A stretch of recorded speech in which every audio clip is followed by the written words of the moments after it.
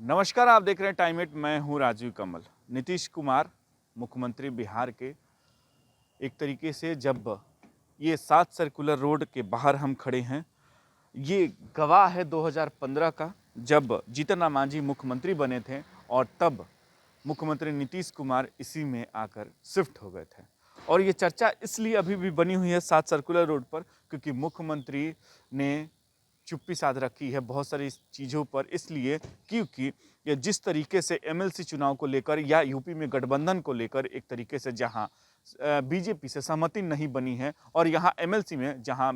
BJP ने 13 सीटों की एक तरीके से साफ कह दिया कि हम 13 सीटों पर चुनाव लड़ेंगे और आपके लिए जो शेष सीटें हैं वो है। लेकिन वहीं जीतन राम मांझी हैं, वो भी सीटों की मांग कर दिए हैं, वीआईपी पार्टी है वो भी सीट की मांग करती है। लेकिन 7 सर्कुलर रोड, यही जो आपको हम दिखा रहे हैं, ये बंगला है, जिस बंगले में आप एक तरीके से हम कहेंगे कि ये बंगला गवाही रहता है, क्योंकि ये बंगला हमेशा एक रिजर्व के तौर पर नीतीश कुमार के कहा जाता है कि रिजर्व रहता है, और उनके लिए ये रिजर्व रहता है, जो आपको हमेशा एक साक्षी रहा है। जब बंगला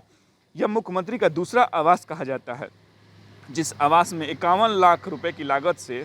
इसको सजाया जा रहा है, कहा जा रहा है कि 51 लाख रुपए इसमें सजाया जा रहा है। ये बात साफ है, स्पष्ट है कि बिहार की राजनीति में सबसे ज़्यादा चौंकाने का समीकरण गवा रहा है, क्योंकि ये हमेशा गवा रहा है। 2015 में भी इसने एक तरीके का गवा था कि जब मुख्यमंत्री ने अचानक ही जीतन राम मांझी को मुख्यमंत्री बना दिया और 7 सर्कुलर रोड में जाकर शिफ्ट कर गए हैं। तो ये एक तरीके से ये इसी बंगले में रहते नीतीश कुमार एनडीए से नाता तोड़ और लालू प्रसाद के जाकर हाथ मिला लिया था। अचानक जो हाथ मिला लिया, और हाथ मिलाने के बाद गठबंधन में चले गए, और जब राजद के साथ चले गए तो जदयू, राजद और कांग्रेस गठबंधन सरकार बनाई, और अब एक बार फिर बंगला चर्चा में है। जानकारों के माने तो ये फिर से बिहार की सियासत का एक नया समीकरण दे सकता है।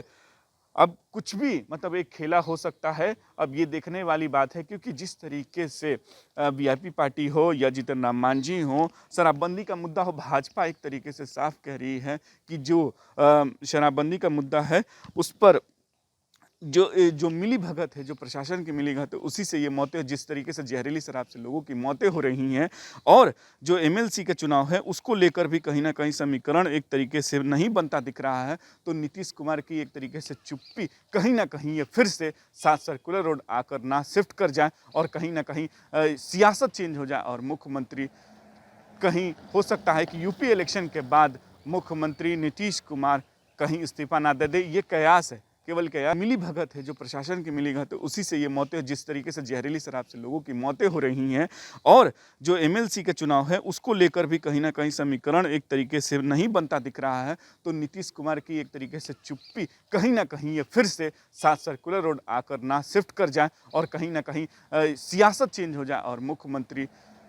कहीं हो सकता है कि यूपी इलेक्शन के बाद मुख्यमंत्री नीतीश कुमार कहीं इस्तीफा ना दे दे। ये कयास है, केवल कयास है। लेकिन ये एक बात साफ है कि जिस तरीके से इस पर खर्चा किया जा रहा है, अंदर ये पता चला है सूत्रों के अनुसार कि इस पर लगभग 50 से 51 लाख रुपए खर्चा किया जा रहा है, तो नीतीश कुमार कभी भी इसमें आकर शिफ्ट कर सकते हैं। कहीं ना कहीं एक तरीके से ये गवाह रहा है 2015 में, जिस तरीके से वो लालू प्रसाद के साथ जाकर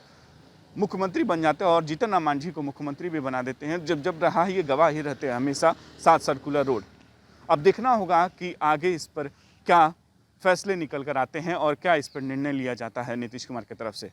पटना से राजीव कमल, टाइम इट बिहार।